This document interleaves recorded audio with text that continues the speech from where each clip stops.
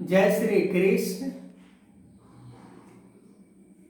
इस संसार में कर्म योगी निष्काम भाव होकर कर्म करते जाता है, चाहे वो किसी भी क्षेत्र में कर्म कर रहा हो, चाहे वो बिजनेस कर रहा हो, चाहे वो नौकरी कर रहा हो, चाहे अनेकों और सारे जो पेशे होते हैं वो कर रहा हो, उसे उसमें लाभ हो या ना हो, पर उसे कोई प्रवाह नहीं होता।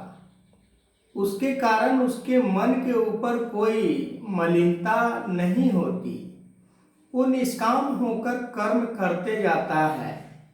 और जो इस संसार में निष्काम कर्म योगी बनकर कर्म करते जाते हैं, ये निराकार परमात्मा हर क्षण हर पल रहने वाला, उसके इर्द गिर्द रहकर वो परमात्मा के भरोसे पर निष्काम कर्म योगी बन जाता है। इतना उसके मन के अंदर विशालता आ जाती है कि वो संसार के किसी गतिविधियों से वो विचलित नहीं होता।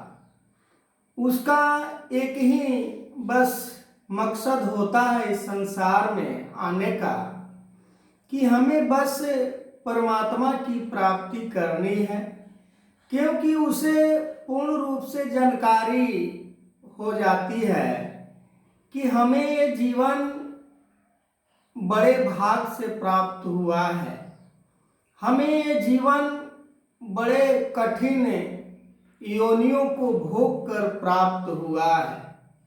तो इस योनि में भी आकर यदि हम परमात्मा को प्राप्त ना करें तो फिर पुनः हमें उस योनि में जाने पर मजबूर होना पड़ेगा।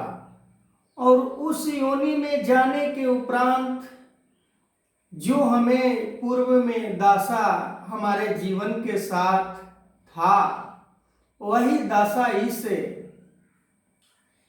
फिर इस योनि में भी हमें भोगना पड़ेगा।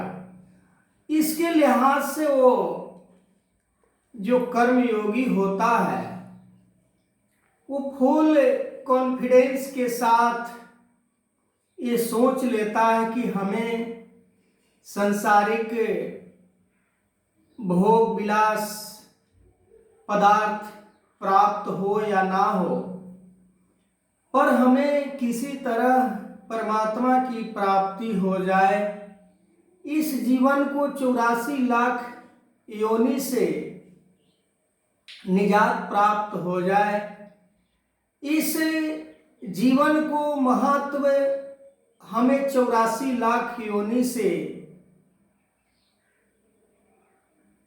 पार करके ही प्राप्त हो सकता है। क्योंकि इस जीवन के बारे में धर्म शास्त्रों में इतनी बखूबी बड़ाई के साथ विस्तार से वर्णित किया है कि हम सोच भी नहीं सकते कि इस जीवन के बारे में गुरु पीर पैगंबर ने या धर्म ग्रंथों ने क्या क्या कह डाली है, फिर भी हमें वो बात समझ में नहीं आता कि हमें ये जीवन क्यों मिला है, क्या करने के लिए मिला है। हम इस संसार के उपलब्धियों में, संसार के प्राप्ति में, संसार के विषयों में इतना उलझा देते हैं कि वहाँ से हम निकल ही नहीं पाते और उसी को सत्य मानकर उसी में अपना पूरे जीवन को बर्बाद कर देते हैं।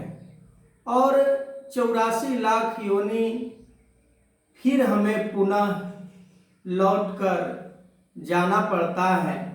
ऐसे श्रेष्ठ जीवन को पाकर भी यदि परमात्मा की प्राप्ति न हुई तो फिर जीवन बेकार हो जाता है, जीवन का कोई मूल्य नहीं रह जाता, जीवन का कोई महत्व नहीं रह जाता। लाख कितना भी हम इस संसार में, इस जीवन से बहुत कुछ प्राप्ति किया, पर परमात्मा की प्राप्ति यदि नहीं किया तो फिर जीवन में ये संसार में कुछ प्राप्त नहीं होने के बराबर साबित होता है। तो हमें सबसे पहले परमात्मा को प्राप्त करने के लिए वो विधि को, वो ढंग को, वो तरीका को अपनाना होगा जो धर्म शास्त्रों में जो बताया गया है मनुष्य के लिए, इंसान के लिए, मानव के लिए, वो हमें करना बड़ा जरूरी होता है।